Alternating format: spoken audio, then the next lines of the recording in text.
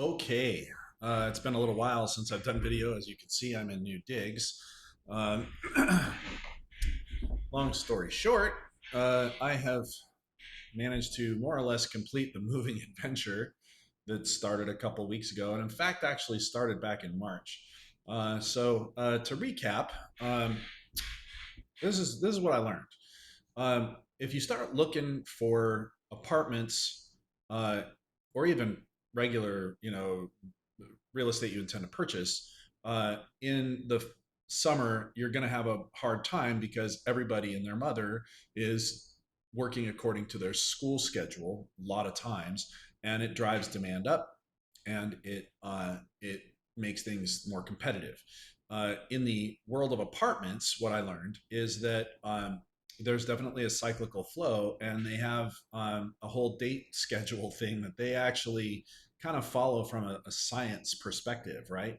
Um, I actually got a little sneak peek into the spreadsheet that they use in this new apartment complex in terms of pricing because uh, what happened was the apartment that I'm in was not going to be available until May when I started looking back in March, and that was actually a good thing. I was only looking back in March, thinking, okay, I just want to get a feel for what's out there and kind of understand. But what ChatGPT advised me to do was say, hey, look, the best deals you're going to get are going to be in winter, especially like right around like November or early January, that sort of thing, because nobody's moving, apartments have been sitting empty, and all that sort of thing. The other thing it recommends is, take a look at the oddball apartments that they've been having a hard time renting out. Because you can get a discount on those and see if they might fit your fancy just fine. One of them, actually, in this complex, was close. It was on the ground floor, which I am not a fan of. It's not necessarily a bad thing because it faced the courtyard, so it would have been still relatively private. I just don't like being on the ground floor in general. I like to be up above. And it had a weird room that you could probably think of as a dining room, but it was very angular. It was in a corner of the building. The building essentially is two separate buildings kind of glommed together in this, it overlaps a little bit, and there's a weird shape to part of it because there's a one house on this block or whatever that held out, and so that poor guy has a giant 5-story apartment complex looming into his looking into his backyard. It is what it is. But they decided to go ahead and build this building according to the shape that that they uh, that they had on the lot. But it creates for a unique situation at that strange crux between these two. They're almost two buildings, but it is all one. That creates this kind of odd situation where they're like, okay, well, this is a 1-bedroom apartment with a weird extra room that's not a bedroom, it's too small, it's not quite a dining room, whatever, and it's kind of off in a weird corner. Would have been great actually for my office, except there's no view, and the price wasn't too bad. It was a 1-bedroom, but with an office, who cares? But I opted when I saw that there's a top corner apartment that was for rent in May. I was much more stoked about that because the apartment was going to be renovated, and so I booked it. Back in March, I signed a lease agreement for May 27th. So it took almost two months basically before from signing the lease to actually executing on it. And that actually all went pretty swimmingly. I haven't had really any issues with this building, short of the standard stuff when you move in. There were some things that weren't working or whatever. Work orders were submitted through their app, and everything was turned around the next day. The few times that I've actually had to talk to them about stuff, they've been very quick and responsive. Actually, probably one of the most pleasant apartment experiences I've ever had. Okay. Um, why did I move?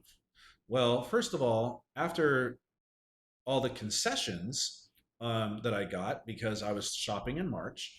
And even though that's not the holiday season in winter, spring is still a good time to look because the prices go up, but a lot of times they'll give you like a free month or whatever that will actually work in your favor in terms of your overall cost of your total lease. So basically, I got 2 months free out of this place, which gave me plenty of time for an overlap, to be able to move out about a 3 week overlap. My lease here started on May. Oh no, yeah, May 27th, I want to say, and my lease ends June 23rd, which is in another week and some change, just a little under 2 weeks, which was good. So this was the lesson that I also learned. So once I knew that I was going to be moving, I contacted a mover that I had used before. Now, originally I'd booked this mover through U-Haul. U-Haul, when you rent a truck, has a little option to say, hey, you can rent movers through here too. The discrepancy between a standard mover through U-Haul that you would get through like a Yelp review or whatever, and what they offer in U-Haul is the movers on U-Haul, they will not drive the truck. There's no liability, whatever. I mean, that they're probably bonded in some way or another, but it's kind of a little more, taking a little more ownership and risk for your move in exchange for cheaper movers. That seemed good to me. Last move I was on involved collapsing and moving a storage unit, and it took a lot more effort than I originally thought. We ran out of time that first day, and so I asked these guys, "Hey, can I get some more time from you?" And the guy said, "Sure." And you know what? If you pay me directly, I'll save you a little money. You don't have to go through U-Haul. I'll be happier. You'll be happier. And I was like, "Okay, that's fine." Now, when I did that, it wasn't the guy that showed up the first time. It was somebody that he sent. That's okay. He was a mover. There was a couple movers, and they did a good job, and everything worked out fine with that. Okay. And so I kept him. I kept him in my log, and I said, okay, I'll reach out to you next time I move. Well, I contacted him at the end of March. I said, hey, I'm going to be moving. I'd like to target this week, and it's a weekend. It's the weekend after Memorial Day, and I would like to get that on the books as early as possible. Are you available? He said, yes. Just give me a deposit. Okay. So time moves on, and it comes up to approaching moving day, and I haven't heard from this guy at all. So on Thursday, I text him. I'm like, hey, are we still on for Saturday? He's like, oh, yeah. Uh-oh, that does not inspire confidence. So the very morning of my move at 2 o'clock in the morning, he texts me and says, hey, can we move it back to noon? Well, one of the complications of this building is that it has an elevator, and you need to book it so that you're not competing with other people, especially on a weekend like that where a lot of people are moving. And I said, no, we booked this back, 2 months ago, and this was my plan, and we got to stick to it. So you got to move other stuff around if you got other plans, right? So he scrambles around. And he says, how about 10? So that morning, later, he did that at 4 a.m. It's 7 in the morning. I text him like, well, whenever you can get here, okay? So I waited. What I learned then was that U-Haul, if you don't show for that early thing after like 2 hours or so, because you don't pay, you do reserve with your credit card, but you don't pay. If you don't collect on that truck within a certain amount of time, they lend it out. And it was moving day for a lot of people. And they were like, oh my gosh, there's a truck available. I can get it. Yay. Well, that left me in a bind. And so I was freaking out. I was running around all over town trying to find a truck. In the meantime, I'm not hearing from the mover. So finally, it's about 10:30 or so. I haven't heard from him. I'm standing outside another U-Haul on the other side of town for the one truck that's available, and I don't hear from him. And so you know what? Okay, today is scuttled. There's nothing I can do about it. Movers haven't shown. I don't know. I have a truck that I could get, but I'm not going to risk it, especially this late in the day. Finally, this guy texts me at 12:30. Nobody showed? Why are you asking me? Why don't you know what has happened with your business? So I texted him. I'm like, look, it's way too late to be asking me that. Are you going to be able to do anything about this? And he says, well, let me see what I can do for tomorrow. I'm like, all right, I'll see if I can rent a truck for tomorrow. The irony being, I accidentally booked that truck for Sunday. That Sunday instead of Saturday. I moved my reservation because I wasn't paying attention to the detail. But so I managed to find a truck for Sunday. I tell him, look, okay. And he's like, thanks for giving us another opportunity, another chance. Okay, good. But have those guys, whoever you're sending, text me by 10 a.m. when I'm going to go pick up this truck, or by 9 or whatever it was, to let me know. that they're on their way, so I don't lose a bunch of money trying to rent a truck. I never heard from him again. We stood outside that rental place in Sugar Creek. It's on Plaza. It's kind of a shady area. Waiting for these guys for an hour to text me. They never came back. The owner never came back. He kept my deposit. I haven't heard from him. Lesson learned. Cheap out on movers is what's going to happen. So scuttled that day too. And fortunately, I still had 3 weeks. So I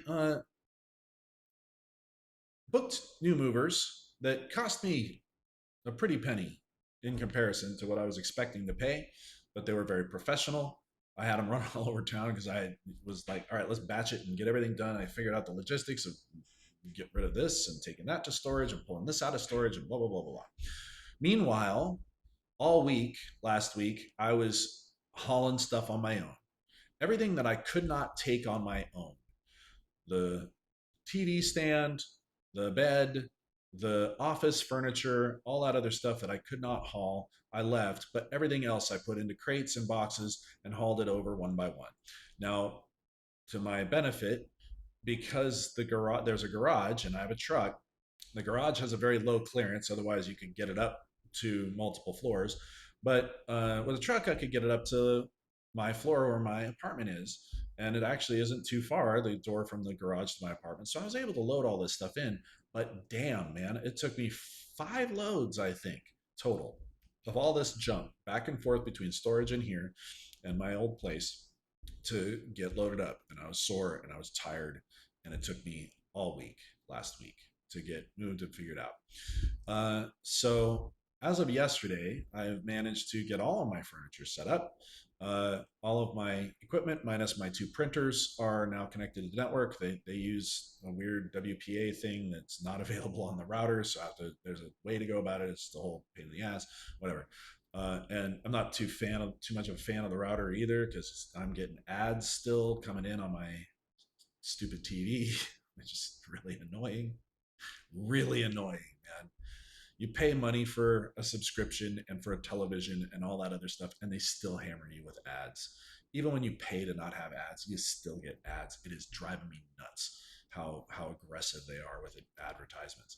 And the only way I've really ever been able to successfully block that stuff, heading off on a tangent now, is using a host file or something of that nature to block certain domains and certain sites. And there's actually a WINS file or a host file that you can download that's been out there since the year 2000. And that thing is getting big, boy. You put that in there and have it redirect to your local address, it'll cause all that ad stuff to fail softly. But in the meantime, unless I have something like that on my network, I'm still getting hammered with ads. So I do have a firewall or a router device. I'm not sure if it has the ability to filter out individual sites or IPs, but I'm going to take a look at that and see if I can put that in instead of the standard AT&T router and configure that to pass through. That is my only real issue, honestly, with this place so far. Anyhow, so the lessons that I've learned about this are A, it is good to have a lot of overlap. Plan for disaster, because you can have a lot of contingencies when it comes to moving, but movers are a single point of failure, and there's nothing you can do about it. If they don't show, if you have they have some scheduling problem, you're up the creek. Now, I do not like to use my political capital to get my friends to help me move. I hate doing that. I really do. You know, in a pinch, I know there are plenty of people that will help me, but I really don't want to tap into that from others. So I basically did this move all on my own, except for the half a day that I used the movers to lift stuff that I couldn't lift by myself. Um, so the other thing is if you're cheaping out on something, especially if you're paying them with Zelle, expect to get scammed. It's frighteningly common how sociopathic a lot of business people are. So, caveat emptor is the lesson there. Little $225 lesson I learned on that, plus the extra that I had to spend on moving. Plus, I'm having to buy all sorts of extra stuff. I bought a new couch and a new bedroom set. to match the new place. The bedroom set was kind of expensive. The couch is great for the price. Oh my God, it is like theater seating. It is so much fun. So now I've got a full configuration. And then this office, as you can see, is very large. Uh, I'm not sure what I'm going to do with all the extra space, if anything, but I do have it. And then my bedroom, same thing. The bedroom's as big as the living room. It's actually arguably bigger because it doesn't have a hallway going through it. And so I got this big old bed in there, and then still plenty of space that I got to figure out what to do with, which is kind of a fun problem.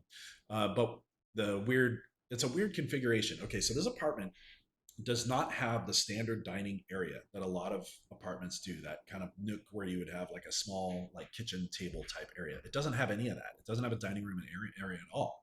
It's, I think, the modern expectation that you're going to eat in front of the TV. It's like we've moved back to the 1950s or something. You get the TV tray and the TV dinner or whatever. Uh, but it makes for an interesting challenge because it does have counter space to eat kind of like in a barista style. But if you're going to sit down and eat and watch TV or whatever, you got to do it in the living room. That's all there is to it. Um, but in exchange for that, the bedrooms are pretty large. This is the master bedroom, actually. As you can see, there's a balcony back there. I have two balconies on this place because it's a corner, one on one side and one on the other.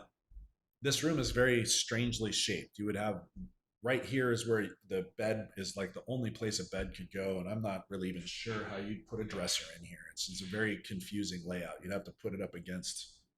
I don't even know what you would do. I'm not sure what they're thinking, but for me, the configuration is great. So it's got a bathroom. The only thing that I did do is I had them remove the door from the jamb to this room because the master bathroom is what I'm going to be using as the public bathroom. And then the other bedroom, the spare bedroom, which is quite sizable for multiple children if you had that situation. Um, that bathroom I basically blocked off and locked the door in the hallway. And the idea is that my bedroom is private, that bathroom is private. This bathroom here is larger, and you just have to go around the corner. It's a little weird layout. Um, but uh, it's perfect for me.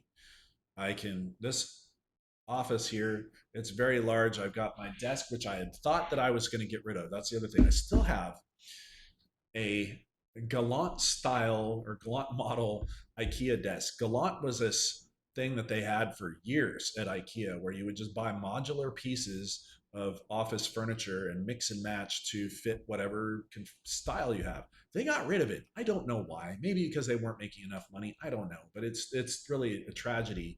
But it's been gone for probably 10 years or something now.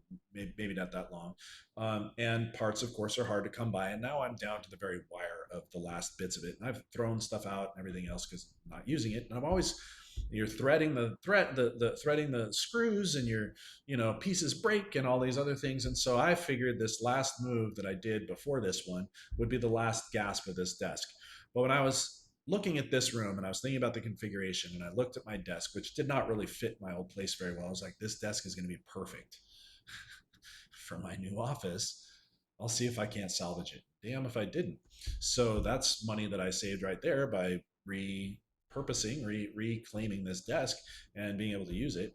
And it worked out great. So I've got a view out here of, well, it's this, I don't know, Pentecostal church with the neon lights. This is Our Lady of Electric Light across the street, all red and stuff. It's kind of gothic and kind of cool. And then I can poke my head out on the balcony out here, and I'll sit out there sometimes, and I'll overhear conversations from people down on the street that have no idea I'm up here. People don't look up. It's very interesting.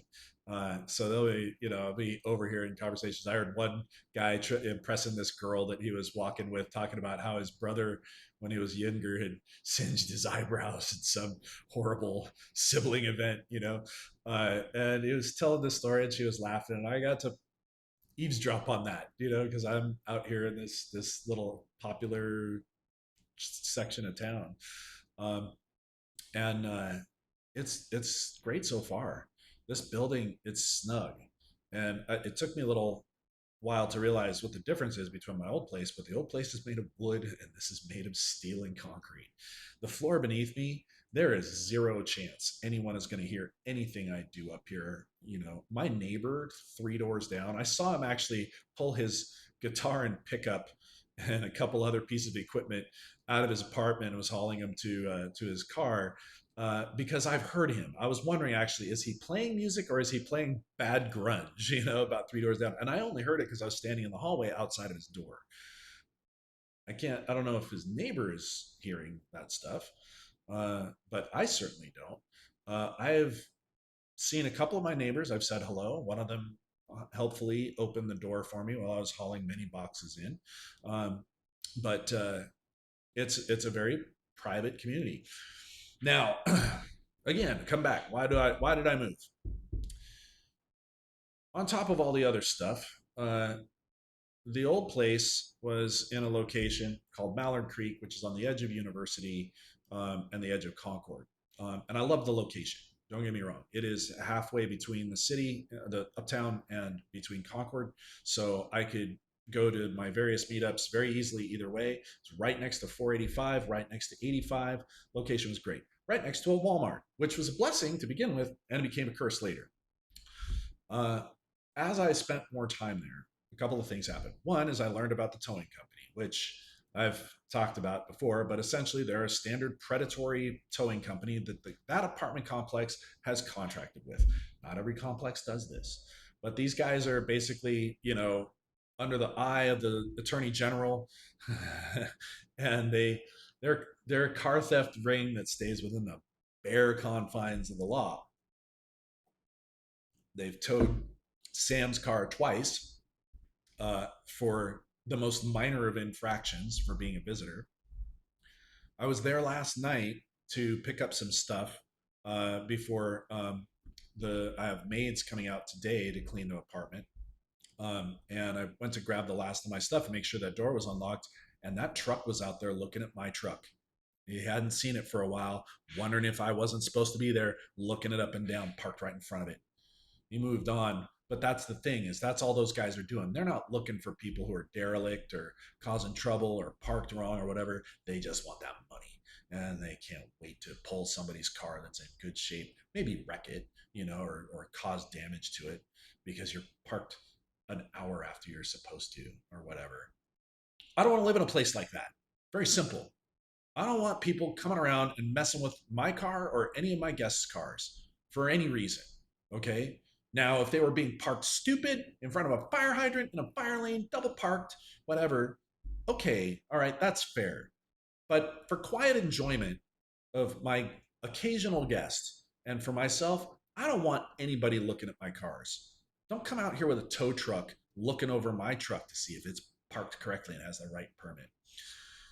The other day, kind of a strange event. I ran into my neighbor. His name's Calvin, who he's an interesting fellow because he's a security guard, but he also kind of dresses very like fashion forward. So you'll see him like in like these weird outfits from time to time, and then he's running around in this thing. He looks like a cop, you know, like who are you? But anyway, he was talking to somebody, and he was talking to them, and he started shouting like, "Hey, I thought you moved, right?" And I thought he was talking to me, so I was like, "Yeah, I did, but you know, I'm still in the process of." Like, oh, wait, oh, hold on a second, you know. And he, we started talking, and so sorry, I didn't mean to interrupt or eavesdrop. I thought you were talking to me, you know. But he started talking about that tow company too, because he was saying that he went out there one time. He hadn't got a sticker yet. He parked his car. He went out there, saw them looking at his car. He says, "Is there a problem? Do I need to move it?" They said, "No, it's okay." So he went back inside and they towed his car. And they laughed at his ass when he went out there to get it because he was such a fool to trust the word of the tow truck guy. That's who you're dealing with there. I don't want to do business with a company that's like that. I don't. Or somebody who's contracted with them.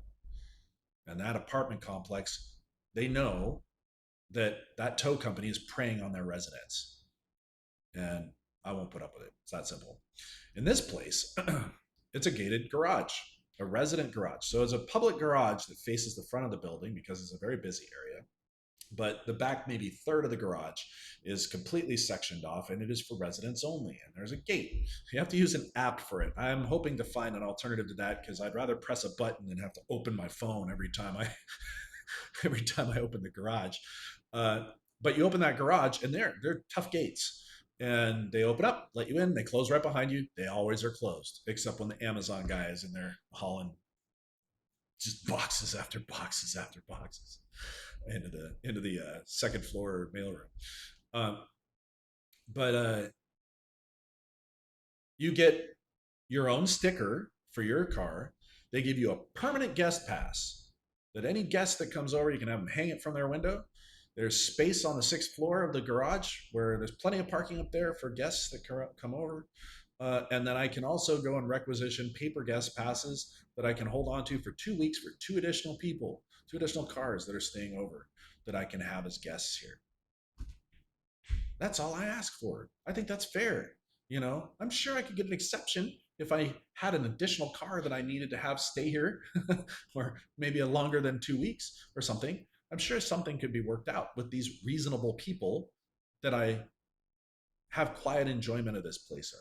I don't cause any trouble. Don't cause me trouble. It's that simple. I'm good to my neighbors. I keep to myself. I don't turn the music too loud. I'm not cooking curry and shrimp that's stinking up the whole place like my neighbors downstairs did. I don't hear my neighbors. And it costs me about the same. It's about $100 more a month to live in this place compared to where I was living in Noda, north of Davidson, North Davidson, which is a very happening place. It's very wild to step out on the street, especially at night, because there's music all around. There's all sorts of very attractive people just everywhere. There's a joke about, the people on the trail, their life is better than yours in every way. It's kind of what I'm surrounded by. All these people, like, where are these kids getting their money? All these people that live on this floor are way younger than me. I do not belong here in this demographic, I don't think. That's okay. I'm going to insert myself anyway. But it's just a cool place to live, because another part of where I was living is there's some shady shit that's going on at the Pavilion Village apartments in Mallard Creek / University.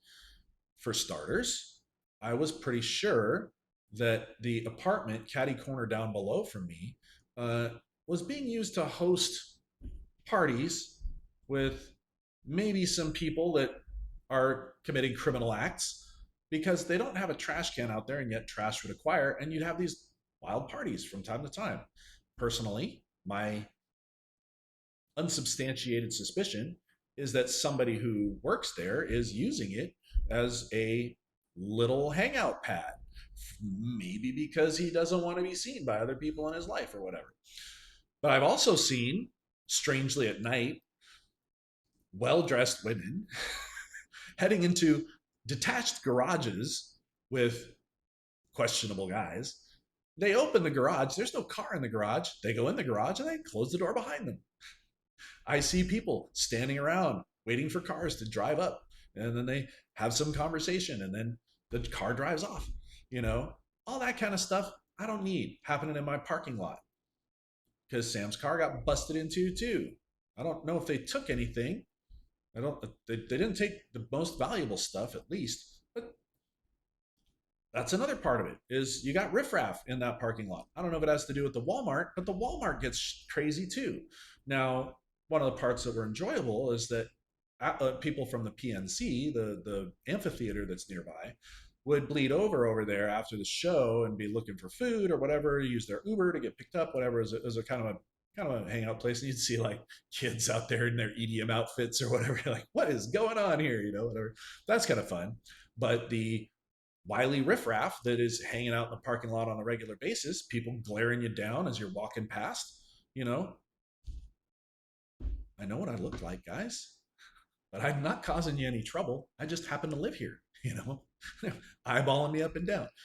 No, man, I'm not here to cause trouble. I'm here to commit to engage in commerce. Okay. I need some food from the Walmart. Might go to Sushi Queen. It's not very good. There's a new Indian place I never tried because I'm on a low carb diet. But that whole area is just a lot more active. uh, than it has any right to be, especially in that parking lot. So hopefully everything gets cleaned up today, and then in the next day or so, I'm going to go back out to the Pavilion Village. I'm going to give them their keys and be done with that whole thing, and that will be the end of that. But it's been a bit of a struggle. It's been a bit of a trial. It's been a long time, actually. It's been 3 months actually since I started looking at these apartments and finding this place. But if you are in the process of looking for housing, apartment housing, um, it is June right now. Probably not the best time to look unless you're absolutely up against it. Okay, just mainly because everybody else is moving because it's the school year is over. Wait until after September if you can. But in this area, in Charlotte in particular, rents have not increased nearly as much as it has throughout the rest of the country. Why is that? Because they built way too many apartments. In my neighborhood, you can click on certain apartment complexes and they'll be like 55 units available, 70 units available. I think if you back out, there's like something like almost 1,000 units in like a 5 square mile area around where I live. It's just a ridiculous amount of vacancy here. So you might be able to squeeze something out of somebody if you're shopping around, and especially for apartments that are lopsided, like the one I discussed earlier, because they do offer concessions on odd apartments that just aren't moving. Right? It's inventory like anything else, and they want somebody in there rather than not. And that's part of the reason why they are okay with concessions and uh, uh, other incentives to close in off season is because a full apartment, even if they're taking less money for it, is better than an empty apartment running into the summer, right? There's no guarantee that somebody would have got this place. Pretty sure they would have. This is a bitchin' apartment, but certainly no guarantee about the place that I was looking at earlier. It's the first place they showed me. They're like, "Hey, how about this one? I can tell why you're trying to move it, and it's close. It's not bad. It's a good alternative. And if I was really grinding on price, it'd be a great option. But I felt like with this, the price was the price was right for what it is.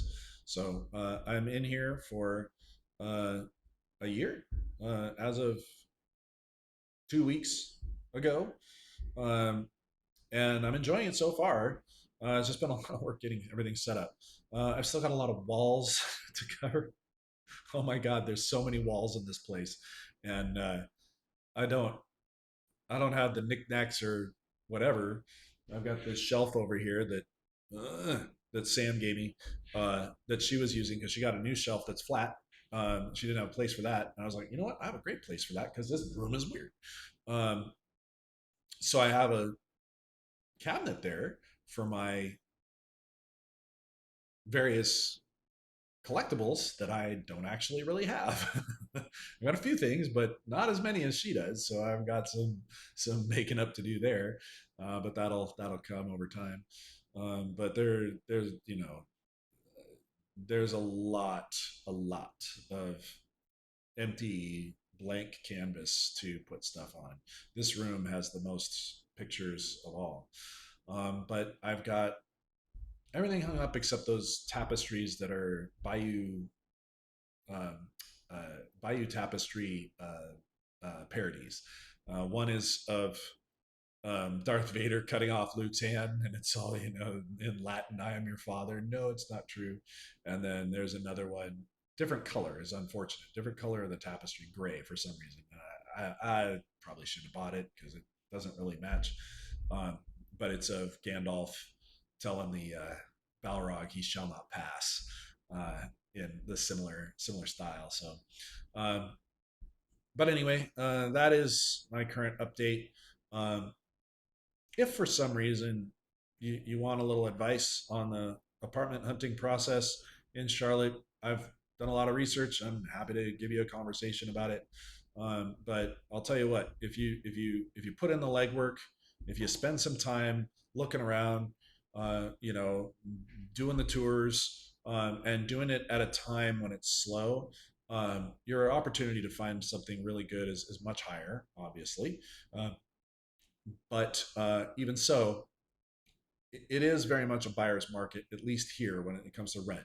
Now, buying, different story. The only place it makes any level of economic sense to actually buy a flat condo, something similar to this, to actually buy is in Uptown. Um, and what I've learned real fast about the elevator situation, elevator is a big lifestyle concern, right? Um, in retrospect, I was looking at one of the towers uptown that was kind of they're expensive from a rental perspective, but I looked at one and then I realized, okay, so this one is kind of there's a lot of complaints about it, and this elevator is a big deal. To if you get an apartment at the 25th floor, you're not getting up there by stairs, my friend. Man, it'll take you a good whatever 5-10 minutes to hoof up all those stairs and break out in a sweat and this god awful heat that it can be. But the reality is, you're going to be bound to that elevator. The elevator takes time to get access, right? Um, and then it lets you out into uptown. And the last time I was uptown in the evening, kind of scary, kind of scary. Uh, there's a lot of riffraff down there that are clearly addicts and homeless and very interested in you when you're walking down the road. And I don't like being having people be very interested in me walking down the road. I've had one, I don't even want to call it an altercation, one little standoff, I guess. This guy who's meal team six, man. He's got this. He had the stance too. He was just a guy with a chip on his shoulder. He had some sort of uniform of some sort. I don't know what it was, but he was not on duty, whatever he was doing. Had a thin blue line hat, and you know the beard, but he's like very portly, and he's walking in with a chip on his shoulder. And at one point, he's standing around, and he's looking around at everybody, and I could tell he's just one of those guys that's front, and he's looking for somebody to cause him trouble. Whatever. I was eating pizza at this pizza parlor. And I got up after I finished my pizza, and I got up and I was moving with intention because I wanted to get back home. And I got up and I moved towards this guy, and he saw me coming. He was like, looked me up and down. He's like, "What's up?" I was like, "What's going on?" No, I'm not coming for you. That's the closest thing that I've had to any kind of altercation or sizing up in this place. Uh, One thing I will mention though, across the street is a restaurant called Culture with a K, and you go in there, and it's got Bob Marley on the wall and some sort of chalk art or whatever, and it has a whole vibe in there, right? It's really cool. But at one point, I'm sitting down, and we sit down and we ask, you have Coke products? And they're like, yeah, we have Coke products. I'm like, you have Coke Zero? And they're like, yeah. I'm like, hell yes, We're like, this place is already the best. The waitress thought that was funny and great. I'm like, what's good on this menu? Try the oxtail anything, she says. And I'm like, oxtail grilled cheese. I could feel my arteries harden from here. And so we enjoyed our meal.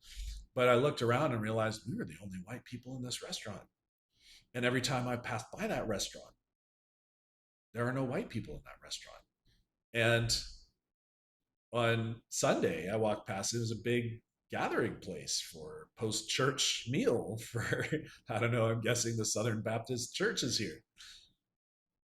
Not a lot of white people go into this restaurant. Not that you're unwelcome, but it was noteworthy. And I thought, what a cool thing, actually. I'm like, this is great. Like they're not giving me any trouble for being a little different. And I feel like I belong here, even though I'm a weirdo, because I just want to eat your food, and have a conversation. But I've eaten there twice now. Once at the bar, and had a conversation with a lady who was looking at moving to Noda, and she's like, "What do you recommend here?" And I'm like, "Well, let me tell you all about my research about Noda." But the food's expensive. Pretty much everything is expensive here. Is how it goes. But it's less than a mile up the road to the Food Lion and to Plaza, which is Noda is a nice little gentrified area of Charlotte, surrounded by Sugar Creek and Plaza, and like these other kind of not so great areas. Makes it a little hard to get around. It takes me about 5-10 minutes to get to the freeway. But other than that, I mean, I can look out. Right now, I can't see it, but when the leaves are gone, I'll see the skyline from my office of the city, and it's just a cool place to live, man.